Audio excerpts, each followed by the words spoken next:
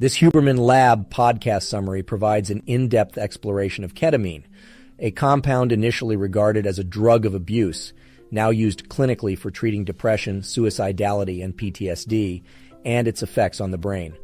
Presently, the potential clinical benefits and the risks associated with ketamine use are being researched.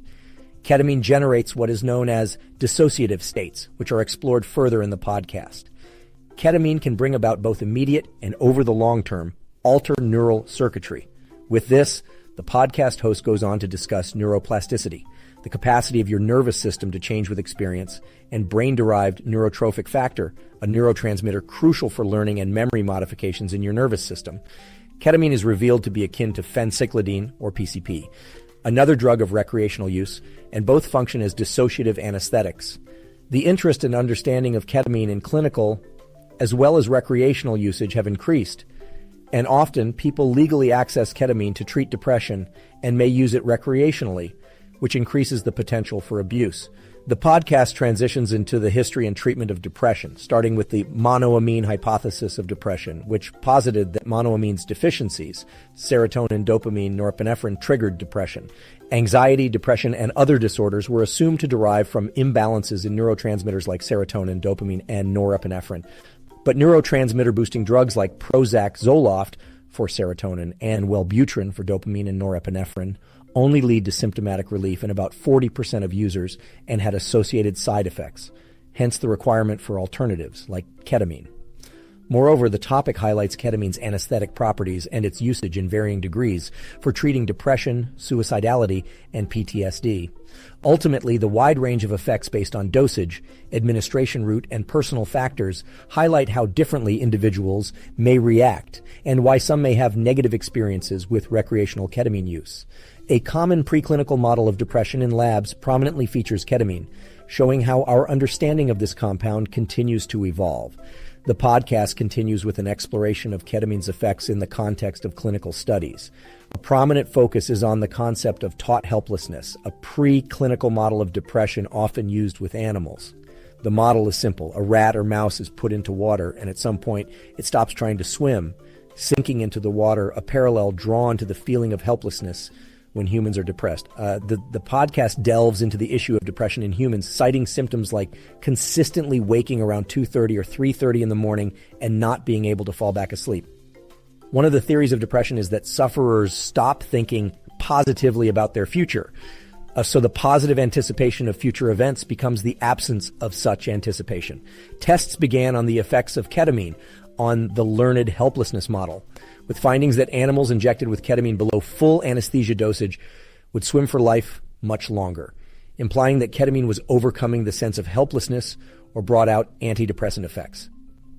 Ketamine was found to allow humans to fight for life longer, counterintuitively enhancing hope. Ketamine, an NMDA receptor antagonist, blocks the receptor critical for neuroplasticity, changes in the brain. However, it increased the will to live, seeming like a contradiction since blocking neuroplasticity would presumably impair one's ability to recover from depression. However, this seeming contradiction led to deeper digging, with clinicians exploring the use of ketamine for treating depression. Ketamine trials showed quick, lasting relief for depression, lasting several days post the treatment, compared to traditional drugs like SSRIs, where relief could take weeks or months. Ketamine provided immediate relief, hence targeting the urgent need for rapid treatments for depression, making immediate same-day treatments possible. Trials also showed that ketamine could treat bipolar depression, PTSD, OCD, anxiety, and various forms of substance addiction. Despite being high-functioning, it has shortcomings, such as the short-lived effects post 3 days to a week after use. It creates a dissociative state, taking people out of their regular routines, hence making weekly ketamine treatment infeasible. Researchers began looking at how to prolong the effects of ketamine's treatment, with some clinical studies proposing 2 treatments per week for a total of 3 weeks. This regime seemed effective and had some durability, such that once the 3 weeks ended, sufferers still found ongoing relief for months before another 3-week treatment was needed. The podcast delves even deeper into the functionalities of ketamine by addressing its impact on inhibitory neurotransmission. Ketamine binds to the NMDA receptor on inhibitory neurons, significantly reducing the inhibition those neurons have on excitatory neurons. This decrease in inhibition allows excitatory neurons in specific brain circuits to dramatically increase their activity, leading to a pattern called bursting.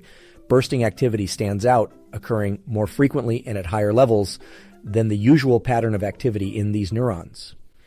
Ketamine's function is likened to a domino effect, causing a change in the neural activity, which then triggers changes on a cellular level.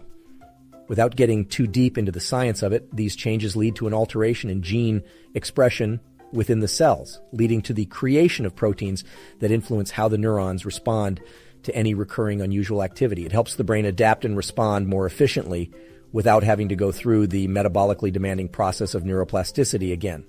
This aspect of neuroplasticity is likened to muscle hypertrophy, where muscles grow and get stronger, creating a new normal that doesn't require as much energy to maintain. The podcast also explains that there is a delicate balancing act in the brain between excitatory and inhibitory neurotransmission. The host uses the example of seizures, a condition where there is excessive excitation in the brain, leading to disrupted brain activity. A balance must be maintained to ensure that there isn't too much excitation or inhibition in the brain. In summary, the ketamine interaction with NMDA receptor reduces inhibition from the inhibitory neurons, allowing excitatory neurons to increase activity. This process, which essentially increases neuroplasticity within specific brain circuits, helps in relieving depression. The discussion forecasts an exploration of specific brain circuits involved in mood, rewards, and self-reflection. The podcast assures to present an interesting revelation on how ketamine provides relief from depression, shifting the focus from looking at what depression is at a neural circuit level. It also acknowledges a sponsor, AG1, for their nutritional supplement that supports foundational nutrition needs, including vitamins, minerals, probiotics, and adaptogens. Ketamine's impact on neuroplasticity is through its interaction with NMDA receptors on neurons. Normally, this receptor's function is to monitor and adjust to abnormal neural activity. However, when ketamine is present in the system, it inhibits the NMDA receptor, which typically helps stabilize standards of neural activity. This blockage lets the inhibitory neurons reduce their activity, hence increasing the activity of the excitatory neurons. As a result, they fire in bursts, the perfect patterns of activity stimulating long-term changes in neural circuits related to mood and emotions. Ketamine's function in the brain can be classified under two main domains. The first way includes ketamine-supplied blockage of NMDA receptors that leads to neuroplasticity. Contrary to the expected outcome that ketamine might prevent neuroplasticity, the blockade actually induces neuroplasticity by fostering changes in neural circuits engaged in mood control. A probable mode of action could be the introduction of a variant of the neurotransmitter glutamate to increase the neuron's sensitivity to input, enabling it to respond more to the electrical activity it receives. Secondly, the increased burst firing of neurons can invoke the production of BDNF, brain-derived neurotrophic factor, an essential growth molecule in the brain which Dr. Andrew Huberman equates to the fertilizer that fosters brain growth. Ketamine can stimulate the release of BDNF, and there's evidence that ketamine itself may bind to the BDNF receptors, mimicking its effect in the brain. BDNF's role in improving mood and affect via ketamine therapy is confirmed by several lines of evidence.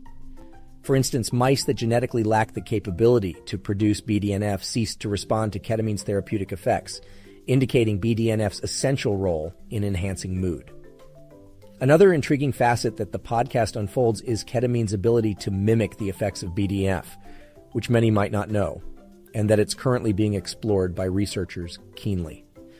This discovery opens up an exciting perspective on the treatment of depression that could work at the level of growing brain cells and potentially offering a substantial paradigm shift in the treatment of mood disorders. The episode delves further into the usage of ketamine, revealing its interaction with opioid receptors, which includes the mu opioid receptor and the kappa opioid receptor. The podcast highlights an exciting discovery. It's not just ketamine causing relief from depression, but its metabolized derivative, hydroxynorketamine, which specifically targets the opioid system. This revelation sparks a debate suggesting perhaps it's not entirely the neuroplasticity changes induced by ketamine, but also the opioid system's activation that results in depression relief. Studies have shown that when the opioid receptor pathway is blocked using a drug called naltrexone, the effects of ketamine providing relief from depression are significantly reduced. The podcast highlights that the immediate and potent subjective effects of ketamine may not necessarily be responsible for the long-term clinical benefits. There could be different pathways to depression relief with ketamine, including neuroplasticity via NMDA receptors and BDNF, as well as activation of the opioid system. This understanding opens up a new perspective on the ability of ketamine to bring about both immediate and long-lasting changes in mood and behavior. Another revelation is the impact of ketamine on neural circuits, particularly the habenula and reward circuitry of the brain, the mesolimbic reward pathway.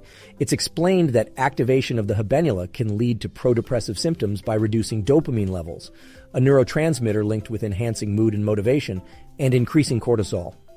Taking ketamine lessens the inhibitory input from habenula to the reward pathway, making the reward pathway more susceptible to engagement through daily life activities. But the podcast emphasizes the optimal benefits from these changes in neural activity aren't derived merely from the drug administration. They will only occur when those circuits are reinforced with proper behaviors, moving towards antidepressive behaviors and away from pro-depressive ones. Positive behavior impacts the engagement of these neural pathways, essentially meaning a person has to consciously engage in activities that stimulate the enhanced reward pathway and facilitate continued depression relief. Further explaining connections between the habenula and the reward circuitry, mesolimbic reward pathway, which influences dopamine release, are reduced during ketamine therapy. The increased availability of the reward circuit for everyday activities means these connections need to be reinforced with behavioral changes for effective depression relief. However, if a person does not initiate this reinforcement through adapting their behaviors, the potential benefit may not materialize.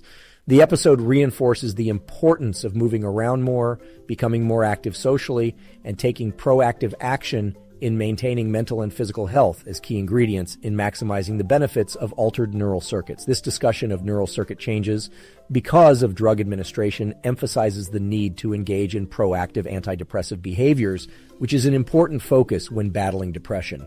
Dr. Andrew Huberman introduces the complex subject of ketamine usage and its depression relief functions. He outlines that ketamine's effects may not only be due to changes in neuroplasticity, but also activate the opioid system. It's explained that clinical benefits do not entirely depend on ketamine's immediate and intensive subjective impact. Rather, these benefits could manifest through multiple pathways, such as neuroplasticity through NMDA receptors and BDNF, and through activation of the opioid system. Additionally, he sheds light on the importance of the opioid receptor pathway through studies showing reduced effects of depression reliefs when this pathway is blocked using drugs like naltrexone. Also, Dr. Huberman delves into ketamine's effects on neural circuits, including the habenula and reward circuitry of the brain. He explains that the activation of the habenula reduces dopamine levels, mood-enhancing neurotransmitter, and increases cortisol, leading to the pro-depressive state. Ketamine helps to alleviate these issues by reducing these inhibitory inputs, therefore activating the reward pathway more effectively. However, Dr. Huberman emphasizes that the optimal benefits from the changes in neural activity aren't solely derived from drug administration. Rather, he explains the importance of reinforcing these circuits with proper behaviors to shift towards antidepressive tendencies and away from depressive tendencies. For instance, it's explained that connections between the habenula and reward circuitry decrease during ketamine therapy. Thus, the connections need to be reinforced with behavioral changes for effective depression relief. The episode highlights the importance of consistent active behaviors such as moving more, becoming socially active, and maintaining mental and physical health to maximize the benefits of these altered neural circuits. Further ongoing discussion reveals that ketamine's immediate and potent subjective effects may not only be generating a long-term clinical benefit, there could also be distinct pathways to depression relief. These include NMDA receptors and BDNF kicking neuroplasticity into high gear, as well as the drug's activation of the opioid system. The discovery of these multifaceted impacts opens fresh perspectives on how ketamine can instantly provide mood and behavior changes, while also granting sustained therapy. Moreover, it's explained that ketamine can improve connections between parts of the brain associated with context-dependent strategy building and these reward pathways. This means that ketamine can make people more sensitive to whether or not they are getting the results they want and how to adjust their behavior accordingly. For instance, it can strategize How do I get what I need from various life situations via your frontal cortex? The part of the brain that's always generating ideas and assessing and adjusting your behavior. Further explaining into the effects of ketamine therapy, it is observed that the connections between the habenula and the reward circuitry are reduced, making the reward circuit more available for engagement through daily life activities. However, the reinforcement process of neural circuits has to be deliberate, leading to engaging in proactive antidepressive behaviors. The podcast also explores the concept of dissociation, where people feel separate from their bodies under the influence of ketamine. Dr. Huberman cites a patient's experience as described to a colleague at the Stanford School of Medicine. The patient felt an out-of-body experience, observing their thoughts and actions from a third-person perspective while in a state of virtual physical immobility. This sensation, often associated with PTSD and trauma, is speculated to be induced due to ketamine's interaction with the NMDA receptor blockade. Lastly, the episode bears the significant revelations from research establishing that the dissociative effects of ketamine are largely attributed to an uncoupling of brain circuits. In essence, ketamine breaks down the dominant alpha patterns of activity, those associated with an alert, calm mind state, completely abolishing them, allowing a theta pattern to emerge. Alternatively, these theta patterns are linked to dreamlike states, often occurring between wakefulness and sleep. During the podcast, Dr. Huberman invites further inquiries on the topic, creating an open loop for continued discourse, addressing more specific circumstances and offering more specialized insights. The conversation remains open-ended, hinting at the vast and complex body of knowledge surrounding the issue. Dr. Andrew Huberman continues his exploration of ketamine by discussing its different forms, SR form, S form, and R form. From clinical trials, it's been identified that the combined SR form is seen to be the most potent and effective, while the pure S form is also effective and more potent than the pure R form. However, Dr. Huberman notes that personal experiences with use can vary widely, and this speaks to the complexity of individual biochemistry and overall health picture. He also shows interest in the growing trend of microdosing of ketamine and other substances like psilocybin, hoping to garner the same therapeutic effects but without the possible distressing outcomes like hallucinations or dissociation. Despite its rise in popularity, there is zero published clinical evidence to date showing any efficacy of microdosing ketamine for the treatment of depression. The positive effects discussed on depression throughout the podcast all come from studies where larger dose, 0.5 milligram per kilogram dosage or its equivalent, are done. Dr. Huberman also delves deeper into the biochemical root of how ketamine functions, starting from it being an NMDA receptor blocker, a glutamate receptor and ion channel protein present in nerve cells, similar to the compound PCP or angel dust. Its blocking of NMDA receptors also induces the release of BDNF, brain-derived neurotrophic factor. Effects of ketamine vary from causing mild euphoria to dissociation or inducing a third-person perspective experience at low to moderate dose, to producing a full-blown anesthesia, of putting the user into subconscious states or even causing seizures and death at excessive doses. The discussion extends to other effects of ketamine, including its ability to activate the opioid receptor system, which cannot be overlooked when it comes to the antidepressant effects of ketamine. Dr. Huberman also identifies ketamine's impacts on brain circuits and how it influences brainwave patterns during the dissociative state and lifts depression. He reemphasizes the importance of behavior alterations alongside any chemical intervention for depression relief. It's explained the while chemicals like ketamine can modify brain circuits for relief from conditions like depression, the necessity to engage in antidepressive behaviors is vital to support and reinforce the benefits achieved from drug treatments. Dr. Huberman concludes by reminding that better living through chemistry still require better living. Check out the full podcast by clicking the link in the description below. Make sure to like, comment, and subscribe for more content like this. Thank you for listening to this podcast summary episode of the Pod Slice